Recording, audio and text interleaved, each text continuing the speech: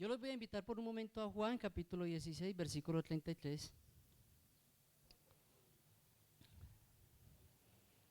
Yo estoy utilizando la Reina Valera del 60.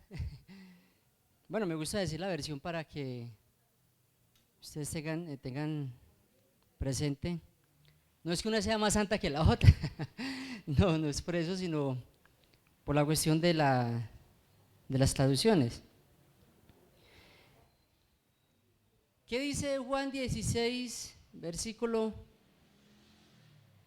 33? Hablando del Señor Jesús a sus discípulos. Amén. Estas cosas os he hablado, para que en mí tengáis paz. En el mundo tendréis aflicción, pero confía, yo he vencido al mundo. ¿Y por qué quiero iniciar con este texto? Porque el Señor Jesús ya lo había dicho.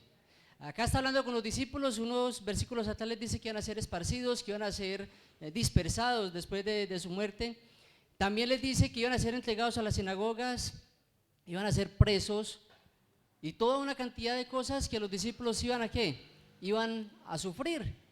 Y estamos estudiando el libro de ¿qué? De los Hechos de los Apóstoles. Y yo los quiero invitar a Hechos capítulo 4. Y allí en Hechos capítulo 4, un poquito más adelante, donde estamos, dele unas 2, 3 páginas más adelante y queda en Hechos, está ahí pegadito.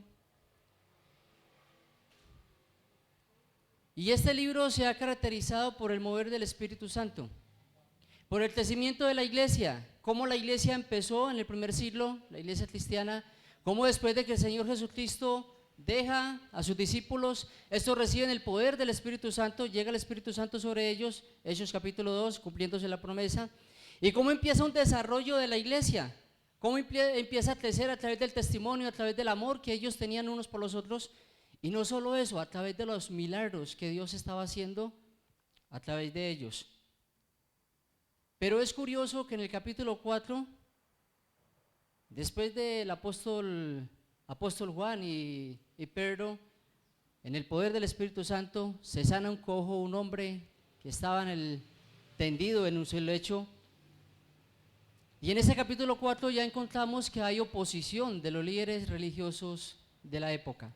Los mismos que un tiempo atrás se habían opuesto o se habían interferido con Jesús.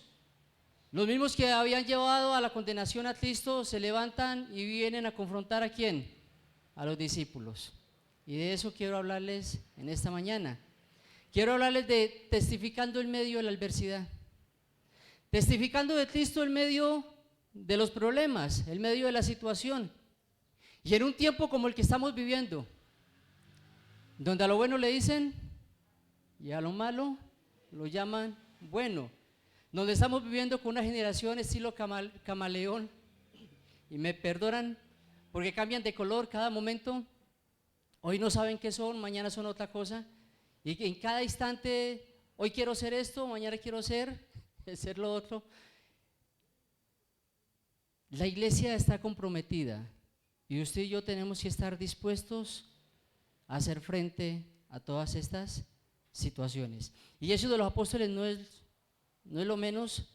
Acá en el capítulo 4, del 4, versículo 1 al 12, vamos a leer, mis amados, y dice lo siguiente. Hablando ellos al pueblo, está hablando de Juan y ¿quién? Juan y Pedro. Había el segundo discurso que da el apóstol Pedro, el primero lo da, se convierte en 3,000 personas, ahora está dando otro discurso, más adelante dice en el versículo 4, 5 que se convierten, creo que son 5,000. Dice, hablando ellos al pueblo, vinieron sobre ellos los sacerdotes con el jefe de la guardia del templo y los saduceos, resentidos de que se enseñase al pueblo y anunciase en Jesús la resurrección de entre los muertos. Y les echaron mano y los pusieron en la cárcel hasta el día siguiente, porque era ya tarde. Pero muchos de los que habían oído la palabra creyeron, y el número de los varones era como de 5,000. Anteriormente se habían convertido 3,000, ahora son 5,000. Versículo 5, aconteció al día siguiente que se reunieron en Jerusalén los gobernantes, los ancianos y los escribas, y el sumo sacerdote Anás y Caifás y Juan y Alejandro, y todos los que eran de la familia de los sumos sacerdotes, y poniéndoles en medio les preguntaron, miren la pregunta que les hacen, ¿con qué potestad o en qué nombre habéis hecho vosotros esto? Entonces Pedro, lleno del Espíritu Santo, les dijo, gobernantes del pueblo y ancianos de Israel, puesto que hoy se nos interroga acerca del beneficio hecho a un hombre enfermo, de qué manera éste haya sido sanado, sea notorio a todos vosotros y a todo el pueblo de Israel, que en el nombre de Jesucristo de Nazaret, a quien vosotros crucificasteis y a quien Dios resucitó de los muertos, por este nombre está en vuestra presencia sano. Este Jesús es la piedra reprobada por vosotros, los edificadores, la cual ha venido a ser cabeza del ángulo, y en ningún otro hay salvación, porque no hay otro nombre bajo el cielo dado a los hombres en quien podamos ser salvos. Y a mí me llama mucho la atención que dice, y Pedro lleno del Espíritu Santo. Me hace acordar de Lucas capítulo 4, y Jesús lleno del Espíritu Santo. Y el mismo que escribió en Lucas está tomando en cuenta lo que está pasando con ¿quién? Con Pedro. Y nos está diciendo que Jesús lleno del Espíritu Santo le hizo frente ¿a quién? Al diablo, ¿cierto? Y enfrentó la tentación y la situación y salió lleno del Espíritu Santo. ¿De dónde? Del desierto, y entró lleno al desierto del Espíritu Santo. Y acá vemos un hombre llamado Pedro lleno del Espíritu Santo. Y hay una particularidad acá, mis amados. ¿Quiénes son los personajes que van a confrontar a Pedro? Ahí lo dice. Los saduceos. ¿Quiénes eran los saduceos? ¿Quiénes eran estos hombres? Primero que todo, eran los del dinero. Eran los de la posición económica mejor. Hacían parte del Sanedrín. Contaban con la posición política. Era la gente de influencia en el pueblo judío. En su doctrina ellos manejaban la Torá o el libro del Pentateuco que nosotros conocemos, Génesis, Éxodo, Levítico, Números y Deuteronomio, la ley de Moisés. Ellos solamente traían lo que estaba allí y hacían interpretaciones propias del texto. Nadie les podía refutar. Y fuera de esto no creían en qué, en la resurrección de los muertos. Ellos pensaban que uno moría y todo quedaba ahí. Y miren a Pedro está hablando de la resurrección y está hablando de un Jesús que ha resucitado. Y a mí me causa esa impresión porque son los saduceos los que están allí. Pero no solamente están los saduceos, dice que hay unos guardias del templo y hay unos sacerdotes. Mis amados, el templo tenía una guardia especial y era nombrada por los sacerdotes del templo. Esta gente era la encargada de colocar orden, era como una policía del templo. Eran los encargados de colocar orden en el pueblo. Ellos fueron los que el día del arresto de Jesús fueron ¿por quién? Por Jesús, tarde de la noche. Eran los encargados de la disciplina del pueblo. No tenían la licencia de ejecutar, porque solamente Roma o el Imperio Romano la tenía, pero podían dar la libertad de muerte, vida o muerte. Estas personas, ellos llevaban presos y se llevaron presos ¿a quién? A Pedro y a Juan. No los pudieron juzgar esa noche, porque ya estaba tarde, los dejaron presos. Pero dice y habla de unos sacerdotes, que eran los encargados del templo. Yo lo que veo acá es que los que se opusieron a Jesús fueron los religiosos. Perdón, a Pedro y a Juan fueron los religiosos. El sistema religioso que se opuso a Jesús está ahora interponiendo en la labor y el trabajo de Dios. Mi amado, hoy en día allá afuera, no solamente el sistema del mundo, sino también la religión está interponiéndose. Las falsas interpretaciones, las falsas enseñanzas, las herejías, las falsas iglesias que no enseñan la doctrina de Cristo, están haciendo un daño tremendo al evangelio. Habla de ciertas personas y de algunos personajes. Cuando llega el día, versículo 5, aconteció al día siguiente que se reunieron en Jerusalén los gobernantes, y nombra varias personas, gobernantes, ancianos, escribas y habla de dos personas, Anás y Caifás, los sumos sacerdotes del momento. ¿Y yo por qué estoy haciendo esto, mis amados? Porque el mensaje de Pedro es fuerte. Y porque el mensaje de Pedro no va a cualquier persona. El sermón que dio Pedro iniciando, cuando el Espíritu Santo vino sobre ellos, ¿a quién fue? Al pueblo que estaba allí, gente de todas las naciones que habían llegado. El mensaje era para gente del común, normal.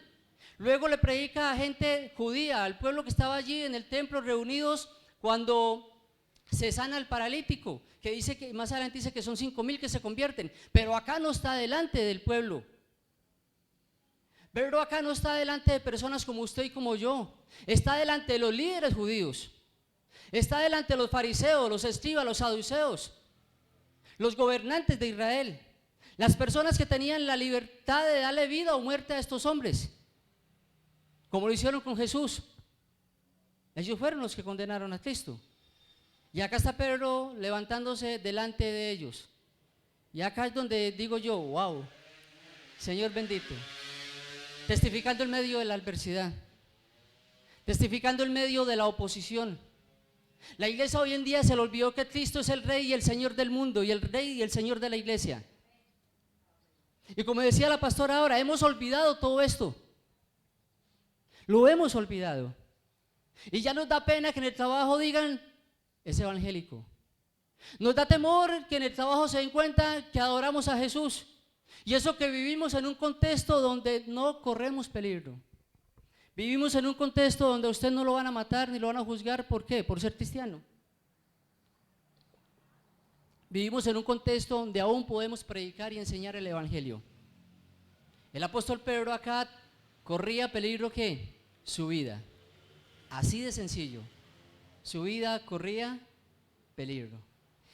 Los sumos sacerdotes, ahí estaban los saduceos, pero también estaba el Sanedrín. ¿Quién era el Sanedrín? Estaba conformado por 70 personas. El miembro número 71 era el sumo sacerdote, que era el líder del Sanedrín. Y el Sanedrín estaba conformado por los fariseos, por los saduceos y personas importantes del pueblo. Los saduceos eran los ricos y los que contaban con el dinero. Los fariseos eran los que eran más pocos, pero no eran tan ricos ni contaban con mucho dinero, pero contaban con el favor del pueblo. El pueblo los admiraba. Es más, ellos aún después de la destrucción del templo siguieron aún. Ellos siguen. Este Sanedrín él era el encargado de dictar las normas y las leyes. ¿En quién? En el pueblo. Ante estas personas fue que compadeció ¿quién? Jesús. Ilegalmente, porque lo hicieron ilegal. Se reunieron unos cuantos un tiempo atrás. Ahora estaba Pedro y Juan compadeciendo ante ellos. Y nos nombra a otros personajes. Esos personajes son el sumo sacerdote Anás y Caifás. ¿Por qué nombra a Anás y a Caifás? Anás era el sacerdote, el sumo sacerdote que el pueblo romano lo había quitado y había colocado a Caifás, que era el yerno, es que se dice el yerno, sí, el yerno, era el yerno de Anás. Pero como el oficio de sumo sacerdote era de por vida hasta que la persona muriera, entonces el pueblo judío aún tenía a Anás en gran estima y consideración, y lo consideraban sumo sacerdote del templo. Y estos dos mismos personajes fueron los que enjuiciaron a Jesús. Estos mismos personajes fueron los que estuvieron en el juicio de Cristo. Y ahora están frente ¿a quién? Frente a Pedro y a Juan. El sumo sacerdote era el encargado de oficiar en el templo, en el lugar santísimo. En el lugar santo oficiaban los levitas y los sacerdotes. Allí estaban las mesas con los panes, el candelabro, el incenciario, pero en el lugar santísimo donde estaba la cortina entraba el sumo sacerdote una vez por año, con la sangre para ofrecer por el sacrificio del pueblo, por su propio pecado, por el pueblo, por su familia. Y en ese lugar estaba el arca del pacto. El arca del pacto tenía un propiciatorio donde se esparcía la sangre para decirle al Señor: Señor, perdona nuestros pecados. Lo hacía una vez al año. El sumo sacerdote, o sea, la importancia que tenía este varón, este hombre, era el que presentaba al pueblo ante Dios y era el principal ahora oponiéndose ante Dios. ¿Por qué? Porque les importaba más lo que ellos pensaban, lo que ellos eran, lo que ellos querían, su propia vida, que lo que Dios estaba haciendo. Y perdón que lo diga, pero la iglesia de estos últimos tiempos le está pasando igual. Le importa más su comodidad y lo que ellos son y lo que la iglesia es, lo que el mundo está viviendo. Y como cristianos estamos fallando de una manera severa. Conocemos más de la última canción de Shakira que cuántos libros tiene la Biblia. Perdón que lo diga y no es un regaño. Conocemos más y interpretamos la canción de fulano de tal y dicen tal estrofa, tal cosa y tal otra, porque lo ve uno en internet y hay personas especialistas en esto, pero se nos olvida que esta hay que también leerla, interpretarla, estudiarla y escudriñarla para alcanzar la vida eterna. Y no estoy en contra en que usted se informe y en que usted vea farándula y todo esto, no estoy en contra de esto. Pero al cristianismo de hoy en día se le ha olvidado que tenemos un sumo sacerdote que traspasó hasta el cielo y se llama Jesús, el único Salvador y eterno Rey, y se nos está olvidando. Y este hombre nos va a dar un ejemplo grandísimo en esta mañana, el apóstol Pedro. Y lo curioso acá es que se levantó Pedro y habló a estas personas, y la palabra dice que lleno del poder del Espíritu Santo. Podemos notar que los que se levantaron ese día son enemigos de la cruz de Cristo, mis amados. El apóstol Pablo unos años más adelante se lo dice a la iglesia en Filipo. Filipenses 3, capítulo 18, 19. Mire lo que Pablo les dice. Porque por ahí muchos andan, de quienes os dije muchas veces, y aún ahora lo digo llorando, y son enemigos de la cruz de Cristo, cuyo fin será perdición, cuyo Dios es el vientre y cuya gloria está en su vergüenza, que piensan solo en lo terrenal. Creo que estaba hablando de esta gente también, ¿cierto? Solo pensaban en ellos y son enemigos de la cruz de Cristo. Y hoy en día encontramos muchos enemigos de la cruz de Cristo. Pero mis amados, yo quiero que veamos algo, y es que el apóstol Pedro se levanta. Versículo 8, entonces Pedro, lleno del Espíritu Santo, les dijo: gobernantes del pueblo y ancianos de Israel, puesto que hoy se nos interroga acerca del beneficio hecho a un hombre enfermo, sea notorio a todos vosotros y a todo el pueblo de Israel, que en el nombre de Jesucristo de Nazaret, a quien vosotros crucificasteis y a quien Dios resucitó de los muertos, por él este hombre está en vuestra presencia sano. Mi amado, la iglesia del Señor en estos últimos tiempos necesita ser llena del Espíritu Santo de Dios. Y esa iglesia llena del Espíritu Santo de Dios no tiene temor. Esa iglesia llena del Espíritu Santo de Dios no le da temor de lo que el mundo diga, no le da temor de lo que la gente diga, no le da temor del que se levanta en contra de ella. Dice que Pedro, lleno del Espíritu Santo, y usted mira, pero es que no es la iglesia. Y yo le digo, ¿y por quién está conformada la iglesia? ¿Por quién está conformada? Diga, por cada uno de nosotros. Todos los que hemos creído en Cristo Jesús somos ¿qué? Miembros de la iglesia del Señor a nivel universal. Somos hijos del Señor. Y lo primero que noto, mi amado, acá es que una iglesia llena del Espíritu Santo no tiene temor. No tiene temor. No tiene temor. No le da temor. A Pedro no le dio miedo. ¿Qué estaba en juego? El dinero de Pedro, no, porque mire, cuando sanan le dicen, no tenemos plata ni oro, por lo que tenemos te damos. O sea, no estaba en juego el oro de Pedro, ni el dinero de Pedro y de Juan, ¿cierto? No estaba en juego eso. No estaba en juego la reputación de Pedro, porque si reputación la había perdido hace rato. Muchos lo juzgaban porque había negado a Jesús. Y muchos dijeron, vea, es que usted andaba con ellos y lo está negando. Jesús va donde él, lo levanta, lo restaura nuevamente y ahora se levanta en el poder de Dios.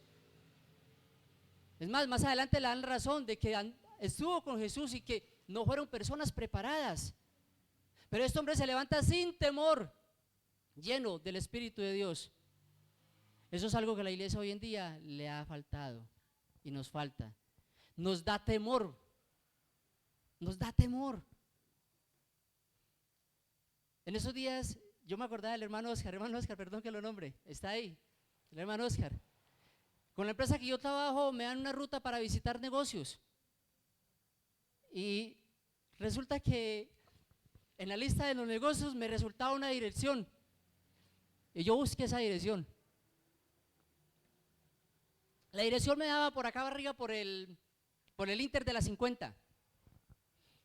Y yo miraba la dirección, y yo decía, tiene que ser acá. Y yo miraba para frente, no, allá son los impares, los pares tienen que ser acá. Y cuando volteó, estaba en la puerta de la cárcel. Yo sentí temor, en cierta forma. Dije yo, no, la cárcel no. ¿Por qué? Porque yo tengo que tomar fotos de las neveras de los equipos de enfriamiento que yo visito. Tengo que son por ahí 15, 20 fotos, hermanos. Dígame, ¿quién me va a dejar tomar 20 fotos dentro de una cárcel? ¿Sí o no? De repente me acordé que le hacen quitar a uno el pantalón y la ropa y a mí la correa me queda apretada, el pantalón ancho, usted me toca entrar con el pantalón así. Entonces digo yo, bueno, ¿y acá qué hago? Y veo la dirección, dije, no, acá no puedo. Me acordé del hermano Oscar, dije, el hermano Oscar es perdón hermano, un berraco, un guapo. Porque estar en ese sitio no es fácil. Ir a ese sitio no es fácil. Y yo me acordé del hermano Oscar, dije, Señor, gracias por el hermano Oscar, porque es un hombre valiente. La iglesia de hoy en día necesita valentía. Valentía, perder el miedo a las cosas. Y yo me acordé ese día y dije yo, no, acá no puedo entrar, o sea, es un punto que no lo puedo realizar. Primero necesito permiso para entrar y allá no me van a dejar de entrar a tomarle fotos a una nevera, así de sencillo, descartado el punto. Pero se necesita valor, se necesita valor para ir a una comunidad indígena donde hay brujos, donde hay peligros, se necesita valor. Pero también se necesita valor, hermano, para decirle a su amigo, al que está cercano a su trabajo, que está en fornicación, que está en adulterio, hermano, no lo haga más, porque eso es malo. Se necesita valor. Y Pedro lo tiene, no le dio miedo. La iglesia necesita tener, ¿qué? La valentía, hermanos, que tenían estos hombres. Y usted y yo la necesitamos también hoy. Lo primero que yo noto, mis amados, el mensaje principal de Pedro siempre fue Jesús. Y el mensaje principal de los discípulos siempre era Cristo, siempre era Él. Y es una iglesia que no tiene temor. Lo segundo, mi amado, y esto sí es bonito, algo que no hacemos hoy en día. Y mire lo que les dice en el versículo 11.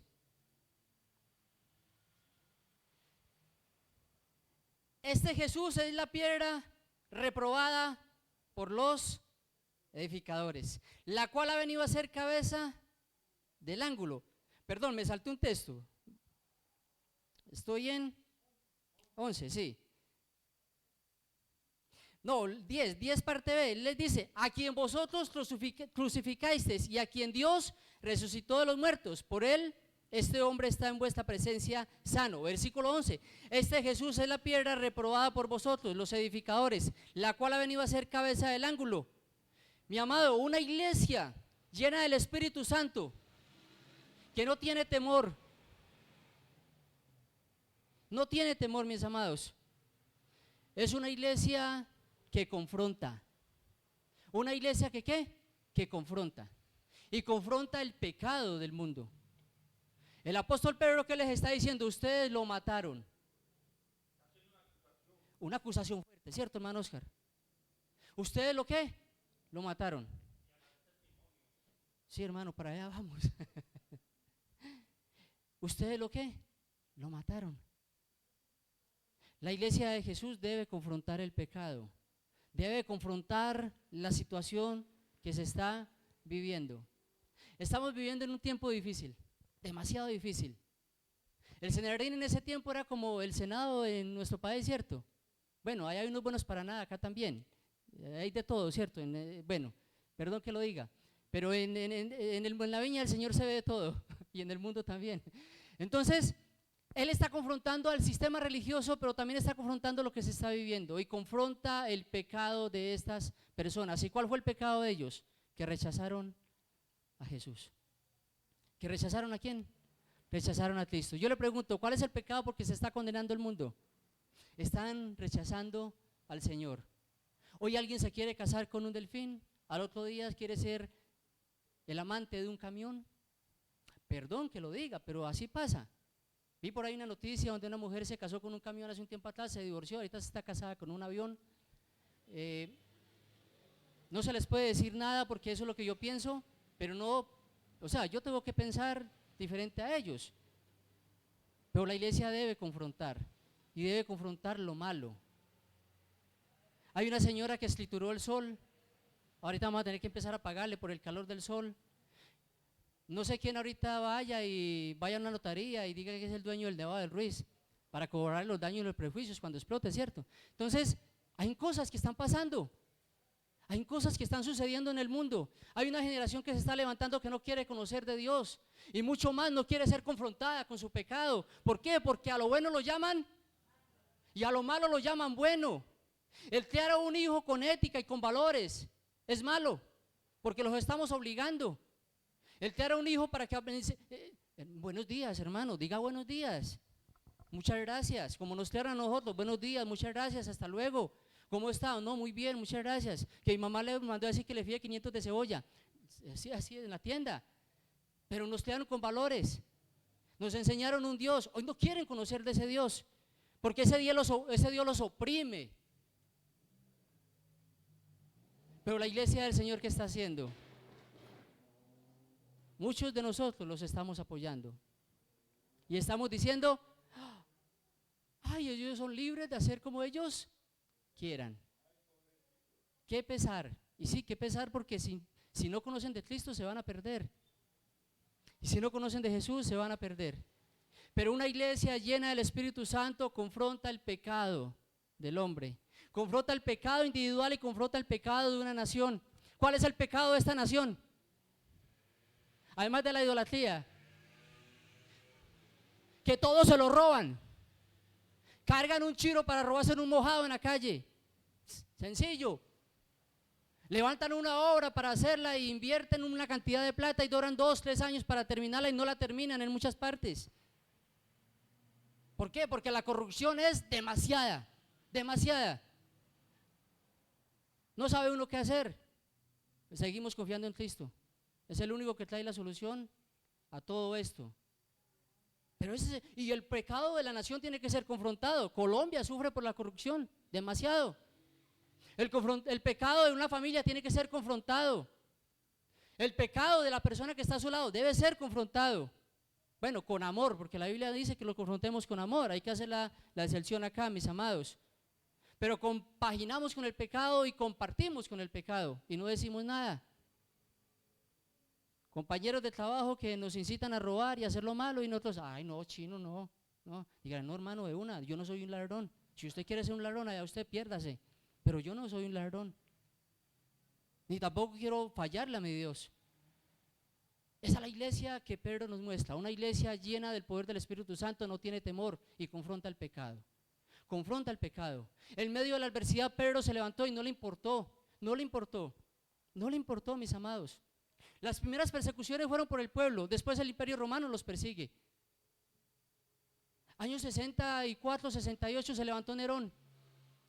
Más malo, como dicen por ahí los abuelos, más duro que ver morir al papá de hambre o la mamá de hambre, a la que decían los antepasados nuestros. Malo ese señor.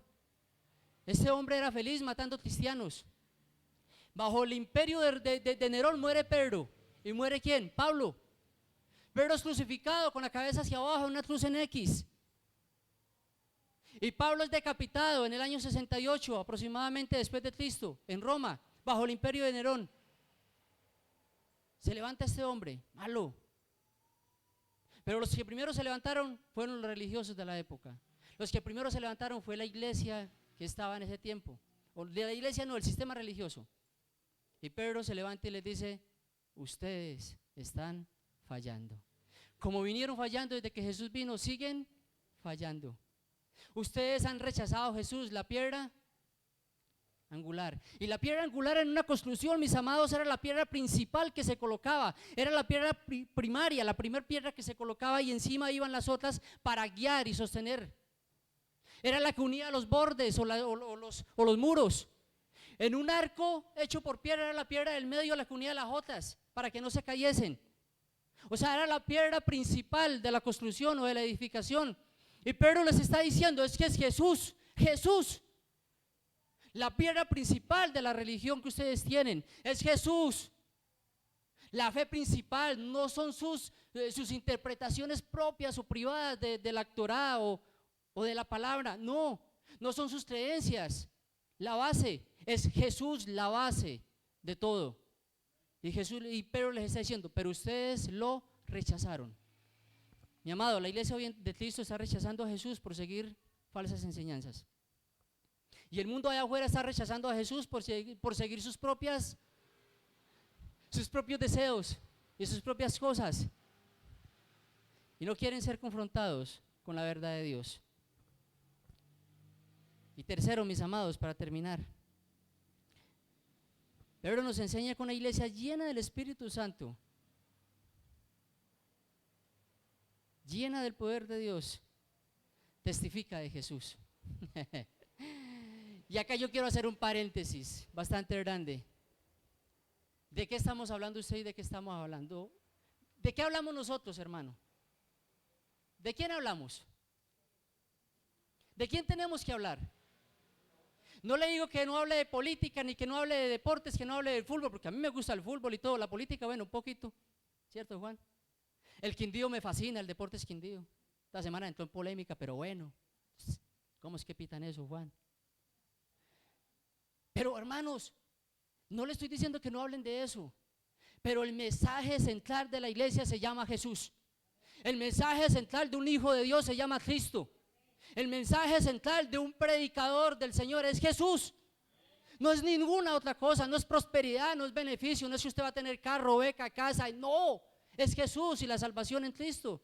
Y se lo demuestro, mire, el apóstol Pedro, delante de toda esta gente, que le podían dar vida o le podían dar muerte, porque así era, o lo dejaban libre o le decían, lo vamos a condenar, porque lo podían hacer y hacer lo que hicieron con Jesús.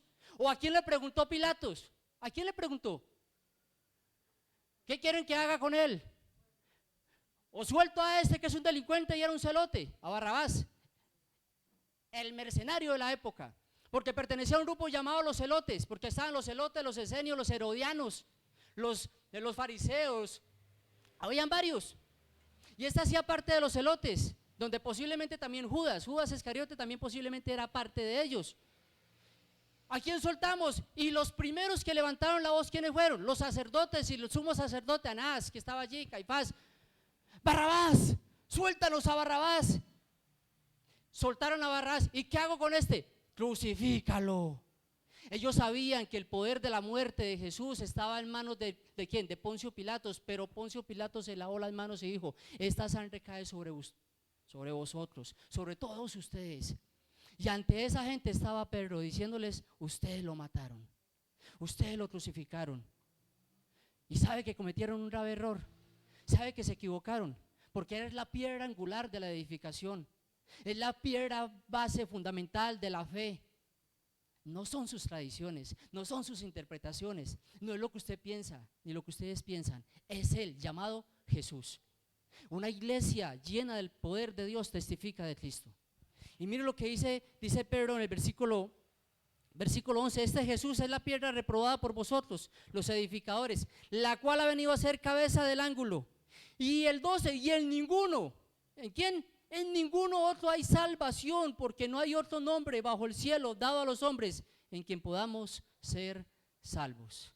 Y eso es lo mismo que la iglesia hoy en día tiene que hacer, mis amados. ¿Predicar de quién?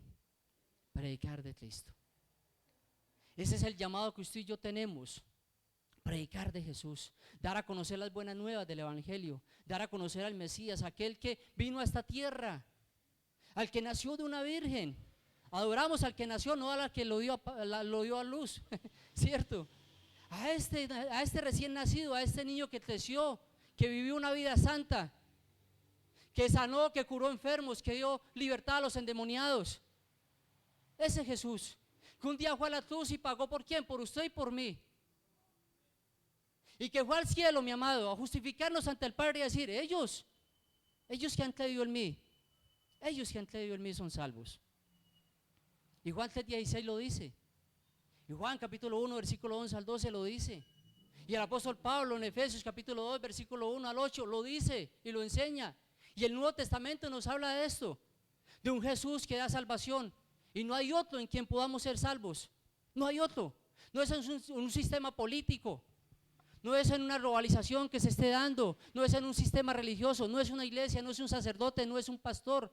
No, es Jesús, el Cristo resucitado, el que trae salvación. Y Pedro se los está diciendo. Un hombre que se está enfrentando ¿a quién? A lo peorcito que había en ese momento. Perdón que lo diga. De la adoración del pueblo. Los líderes religiosos que habían condenado a Cristo ahora estaban escuchando a Pedro. Y Jesús se los había dicho en Juan capítulo 16, versículo 33, en el mundo tendréis aflicciones, pero ánimo, yo he vencido al mundo. Mi amado, la invitación en esta mañana es a no tener temor para testificar de Cristo. Ese mundo que se está perdiendo allá afuera necesita conocer que Jesús es el Salvador. Ese vecino suyo necesita conocer que Cristo es el Salvador. Esa mujer que trabaja con usted, en ese lugar donde usted está, que no conoce de Jesús, necesita conocer de Jesús el Salvador. Domiciano, año 81 al 96, se levantó después de Nerón y persiguió a la iglesia. Después de que los judíos persiguieron a los cristianos, porque más adelante vemos a Esteban siendo perseguido, vemos a los discípulos siendo presos y siendo liberados de una forma maravillosa. Vemos a Pablo en prisión, azotado y muchas cosas también por el mismo pueblo judío. Luego el imperio romano lo persigue. El sistema político y mundial persiguió a la iglesia. Y créame, mi amado, que hoy la iglesia está siendo perseguida por ese mismo sistema. Las normas y las leyes que los gobiernos están dictaminando es para acabar con la familia, para acabar con lo que Dios ha hecho y ha creado, y es para acabar con lo que usted y yo creemos. Pero como se levantó en ese tiempo se va a levantar. Y como en ese tiempo Dios la guardó, en ese tiempo la va a guardar. Yo lo creo de corazón, yo lo creo. Y yo creo que esa iglesia de ese tiempo debe resurgir para este último tiempo. Una iglesia que confronte ese pecado del mundo, mi amado, sin temor. Una iglesia que enseña a Cristo como lo máximo en el plan de salvación, porque es el único y no hay otro. Sin importar el emperador que se levante o el Dios que se levante. Los quemaban, los decapitaban, jugaban con ellos en los coliseos romanos, los devoraban los leones y las bestias y todos apostaban para ello. Pero eso no le dio temor a Pedro, ¿verdad? Porque estaba lleno del Espíritu Santo de Dios. El llamado esta mañana, mi amado, es a que seamos una iglesia valiente, a que seamos una iglesia que se levante y le diga al mundo: acá está un hijo de Dios, un hijo de Dios que fue comprado y lavado por la sangre del Cordero, un hijo de Dios que no teme a la muerte, porque después de la muerte viene la vida a través de Cristo. Sencillo. Un pueblo que se levante y diga: acá estamos nosotros, y confrontamos. Usted está equivocado y el mundo está equivocado. Y sé que muchos de los que nos están viendo esta mañana están equivocados en esa parte. La Biblia dice que no hay salvación fuera de Cristo y no hay quien salve fuera de Él. Y ese fue el mensaje de Pedro delante de los líderes religiosos. Ustedes están equivocados. El único que puede salvar se llama Jesús. Y ese es el mensaje de la iglesia hoy en día, mi amado. Debemos decirle al mundo que el único que salva es Cristo. Una iglesia que se levanta llena del Espíritu Santo no tiene temor. Una iglesia que se levanta llena del Espíritu Santo, mis amados, confronta el pecado. Y una iglesia que se levanta llena del Espíritu Santo, mi amado, testifica del Salvador, testifica de Jesús. Amén. ¿Cuántos somos esa iglesia? Amén. Yo los voy a invitar, mis amados, a que oremos al Señor, a que le pidamos a Dios, nuestro Rey, nuestro Señor Jesucristo, que nos dé la fortaleza para hacerlo. Yo no les miento, uno siente temor en ocasiones para predicar el Evangelio. En el campo misionero hay momentos donde uno quisiera no continuar. Uno tiene que ser consciente. Uno dice: no, ¿para qué estoy por acá? Yo en medio de la comunidad indígena hace un tiempo atrás me pegué una enfermada, me dio una fiebre, eso parecía que estuviera en un horno. Y en medio del delirio de la fiebre que tenía, yo dije, no, ¿para qué me vine por acá? En medio del delirio que tenía, yo resulté enfermo de una tarde hacia una noche, sin saber por qué. Una fiebre impresionante, caliente acá para arriba y helado acá para abajo, los pies hacia abajo. Los misioneros que estaban con nosotros y la gente que estaba empezaron a orar y a orar y a orar. El Señor hizo su obra, pero yo me quería venir. Sentí temor de mi salud. Y sentí temor. Y estaba soltero. Oh, soltero, estaba soltero. No estaba casado en el momento, no tenía mi esposa ni la hija. Que uno pues dice, bueno. Resulta que había una lucha entre los brujos del sector y estaban lanzando toda la cantidad de hechizos que usted se imagine. Porque después nos contaron y claro, estaban ellos rezando y haciendo sus cosas. ¿Para qué? Para que la iglesia se fuera de ahí y para que los que hubiésemos llegado saliéramos corriendo. Claro, y yo me pegué la enfermedad más berrionda, yo no sabía por qué, no me había picado ningún animal, no me había pasado nada, pero la oración, Dios sacó lo que había, se fue, la opresión que había y todo, y yo me levanté y dije, no, tengo que seguir, hay que seguir, sigamos. Se construyó iglesia en esa zona, iglesia, y hay muchas más iglesias construidas, pero esa fue la primera, pastora, ¿cierto? Esa fue la primera que se hizo y esta iglesia participó activamente de ese trabajo allá. Y hermanos de acá fueron allá, fueron conmigo y se hizo. Mis amados, se siente temor para predicar en ocasiones. Y cuando me pongo a pensar en países islámicos, países del Medio Oriente y todo, para ir a hacer misiones uno siente temor. Y ya pienso en mi esposa y pienso en mi hija. Y en esos días yo estaba sintiendo ese pequeño temor. Y mi hija se me acerca, me coge la mano y me dice, papá, ¿cuántos quedamos para Kazajistán? Y yo volteé y la miré y dije, ay Señor, tiene más fuerza ellas que yo. Y, papá, ¿cuántos quedamos para Kazajistán? Le dije, ay mi amor, en estos días, ya nestico. Uno siente temor. Pero hay algo tan bonito, mis amados, y se llama el Espíritu Santo de Dios. Él llega a fortalecernos, Él llega a alentarnos y animarnos. Y cuando usted siente esas ganas de desfallecer, que no puede más, que no tiene para dónde y que no sabe qué hacer, Él sí sabe qué hacer. Sabe cómo hacerlo, cuándo hacerlo y dónde hacerlo. Ese es el Cristo que debemos de predicar. Un Cristo que no miente, que no engaña y que nos da las fuerzas para continuar. Amén. No sé qué situación esté viviendo usted, mi amado.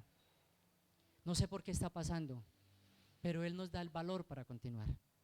Sea en medio de la enfermedad, sea en medio de la dificultad, sea en medio de la situación que se esté viviendo, podemos levantarnos llenos del poder de Dios y decir, Señor, acá estamos. Levantar la bandera de la salvación en Cristo y decir, acá estamos. Y yo voy a creer, yo voy a confiar. Amén. Padre, amado Dios, te bendecimos, Señor. Te damos gracias por tu palabra. Te damos gracias, Señor, porque nos has dejado una maravillosa enseñanza en este maravilloso libro. Señor, y esa enseñanza, amado Rey, debemos transmitirla a otros. Debemos llevarla a otros sin temor alguno, mi amado Rey. Vemos a un apóstol Pedro levantándose en medio de un pueblo, Señor, a testificar del poder que tú tienes en ellos. Se convirtieron 3,000. Luego, Señor, se levanta y habla a una multitud y son 5,000 que se convierten. Y ahora está delante, mi amado Dios, delante de los líderes religiosos, los que mandan en ese momento, los que llevaban, Señor, las normas y las leyes. Y este hombre, lleno del poder de Dios, lleno del poder del Espíritu Santo, se levantó sin temor, Señor. Se levantó sin temor. Padre, darnos a nosotros también, por favor, permítenos tener la valentía que tuvo Pedro, Señor. Tener, Señor, por así decir, las agallas, como dicen, Padre, para poder levantarnos llenos de tu poder, Señor. llenos, Señor, y testificar de ti. Confrontar el pecado, Señor, que el mundo vive. Confrontar la maldad que este mundo tiene, Señor. Confrontar, mi amado Dios, llenos de tu poder y sin temor alguno, papá, por favor. Ayúdanos, Señor, ayúdanos. Ayúdanos, Señor. Ayúdanos a hacer luz en medio de las tinieblas. Ayúdanos, Señor, a hacer esa luz para aquellas personas, Señor, que viven en medio de la oscuridad. Ayúdanos, Señor, a hacer esa Biblia que otros van a leer, Padre, porque somos testimonio leído para aquellos que nos están observando.